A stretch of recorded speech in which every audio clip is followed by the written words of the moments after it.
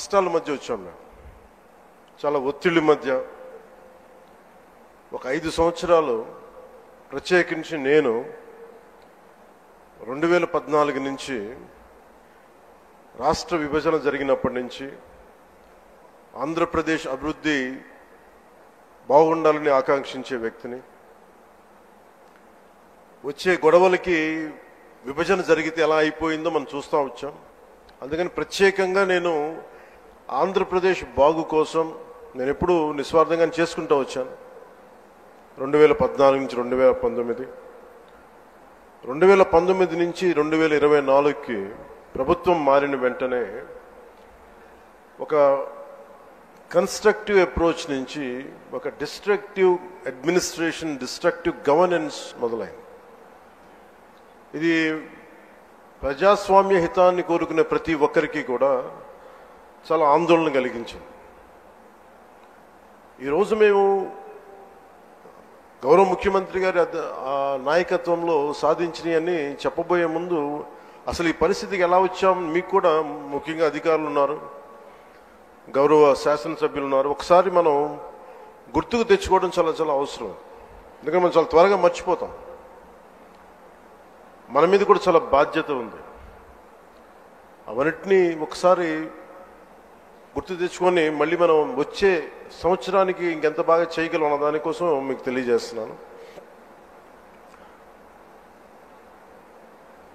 మమ్మల్ని అందరినీ ఎంత ఇబ్బంది పెట్టారంటే, ఒక సగటు మనిషి దగ్గర నుంచి దేశం మొత్తం ఆయన ఆలోచనల్ని ఆదర్శంగా తీసుకొని పాలసీ మేకింగ్ అయ్యే ఒక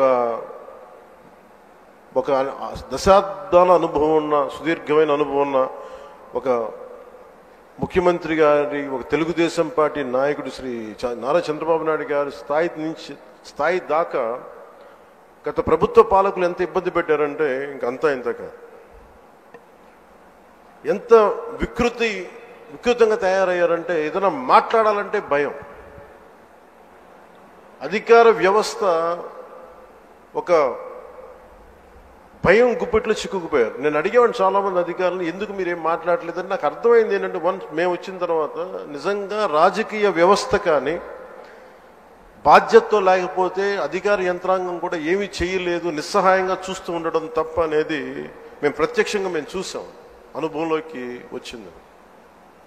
ఇక నన్నైతే ఏ స్థాయిగా గౌరవ ముఖ్యమంత్రి గారిని ఏ స్థాయి ఇబ్బందుల్లో పెట్టారో మీరందరూ తెలుసు మీ అందరికీ.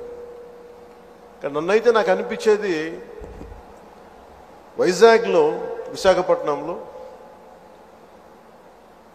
24లో 23 ఆఖర్లో ఎలాంటి ఇబ్బందులు పెట్టా, మీరు రోడ్ల మీదకి రావడానికి కూడా ఇబ్బంది పడేవాళ్ళు. వస్తే అరెస్టులు. ఈ స్థాయి వీటి మధ్యలో అసలు భవిష్యత్తు కనిపిస్తుందా అని అనిపించింది నాకు. అసలు ఆంధ్రప్రదేశ్కి వెలుగు అనేది వస్తుందా?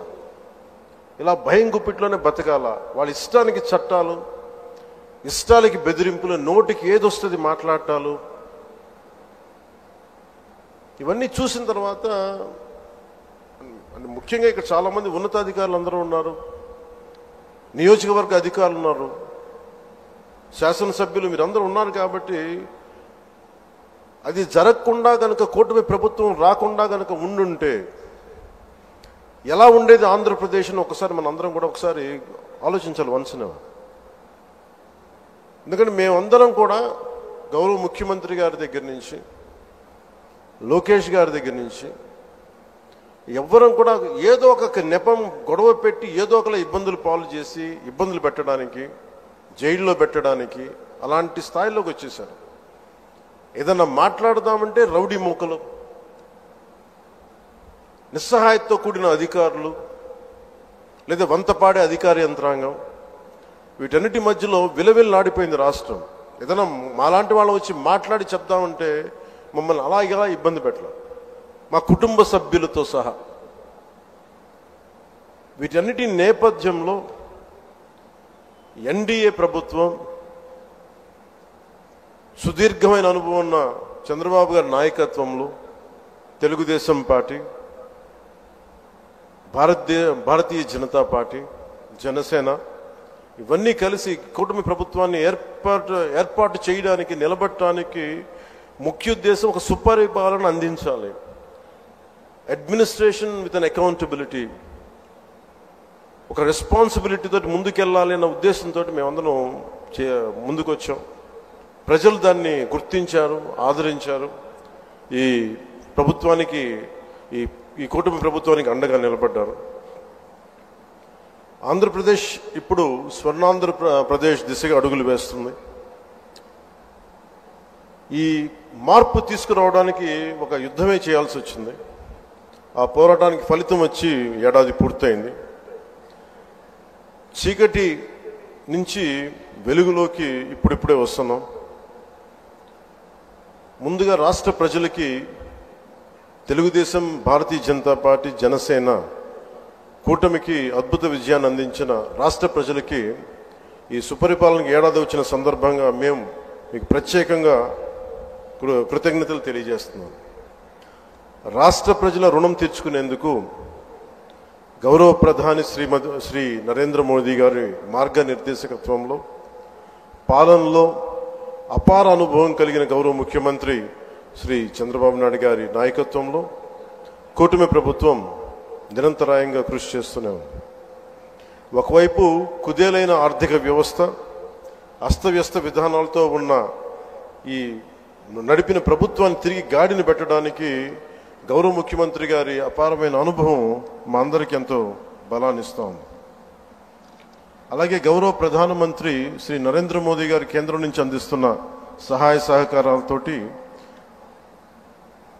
ముఖ్యమంత్రి గారి పాలనా దక్షతతోటి, మంత్రివర్గ సహచరుల మద్దతుతోటి స్వర్ణాంధ్రప్రదేశ్ విజన్ 2047 వికసిత్ భారత్ లక్ష్యాల సాధన దిశగా ముందుకు వెళ్తూ ఉంది. ఈ మధ్యనే మనం 11వ అంతర్జాతీయ యోగా దినోత్సవం సందర్భంగా గౌరవ ముఖ్యమంత్రి శ్రీ నారా చంద్రబాబు నాయుడు గారి నేతృత్వంలో ఎన్డీఏ కూటమి ప్రభుత్వం విశాఖపట్నంలోని బీచ్ రోడ్లో 3 లక్షల పైచిలుకుతో మందితో నిర్వహించిన యోగాంధ్ర కార్యక్రమం ప్రపంచ రికార్డు సృష్టించింది. అలాగే రాష్ట్ర ప్రభుత్వ పథకాల్లో నేను చాలా సందర్భాలు అడిగేవాడిని ముఖ్యమంత్రి గారిని. ఎలక్షన్ సమయంలో మనం ఈ సూపర్ 6 ఇలాంటివన్నీ ఎలా చేయగలం ఏంటని మాట్లాడితే ఆయన ఎప్పుడు కూడా అనేది ఏంటంటే, డెవలప్మెంట్తో పాటు మనం వీటిని ఏవైతే ప్రజలకు అవసరమైతే ఉన్నాయో అవి కూడా ఇవ్వాల్సిందే మనం అని చెప్పేసి, ముఖ్యంగా ఆయన 3,000 దాకా ఉన్న పెన్షన్ని ఆయన రాగానే 4,000కి పెంచగలిగారు. దివ్యాంగులకు ఇచ్చే పెన్షన్ 3,000 నుంచి 6,000. దివ్యాంగులు కొన్ని సంవత్సరాలుగా నా దృష్టిలో ఉంది, అందరూ ముఖ్యమంత్రి గారి దృష్టిలో ఉంది, మాకు పెంచండి అని అంటుంటే అది కుదరలేకపోయింది ఎవరికి, ఏ ప్రభుత్వానికి కూడా. కానీ ముఖ్యమంత్రి గారి నాయకత్వంలో ఆయన ఫైనాన్షియల్ మేనేజ్మెంట్ అద్భుతం కాబట్టి 3,000 నుంచి 6,000కి పెంచారు. అలాగే ఈ సామాజిక పెన్షన్స్ చాలా అవసరం ఇవన్నీ చెప్పి వీటి కోసం 1,939 కోట్లు గత ప్రభుత్వం వెచ్చిస్తే, కూటమి ప్రభుత్వం 2,717 కోట్లు ఖర్చు చేస్తూ 63 లక్షల మందికి ఇది చేయూతనిస్తాం. ఆకలితోటి ఏదైనా బయటికి వెళ్ళి తిందాం తక్కువ ధరతో అనే అన్నా క్యాంటీన్ని మూసేసిన ప్రభుత్వాన్ని తిరిగి కూటమి ప్రభుత్వం రాగానే పునరుద్ధరించింది. 204 అన్నా క్యాంటీన్లు తిరిగి ప్రారంభించి సగటున రోజుకి 3 లక్షల మంది ఆకలి తీరుస్తాం. అలాగే దీపం పథకం ద్వారా తొలి విడతలో 1.15 కోట్ల గ్యాస్ సిలిండర్ని ఉచితంగా అందించారు. ఈ పథకం కోసం కూటమి ప్రభుత్వం 5 ఏళ్లలో 13,423 కోట్ల మొత్తాన్ని ఖర్చు చేయటం. అలాగే మత్స్యకారు సోదరులకి దాదాపు 1,22,965 మందికి 266 కోట్లు అందజేసిన 20,000 రూపాయలు చొప్పున. అలాగే నారా లోకేష్ గారు ప్రత్యేకించి ఆయన తీసుకున్న ఈ ఎడ్యుకేషన్ ఈ శాఖల ద్వారా ప్రత్యేకించి నాకు వ్యక్తిగతంగా నచ్చింది అని చేసింది, డొక్కా సీతమ్మ మధ్యాహ్న భోజన పథకం పెట్టడం.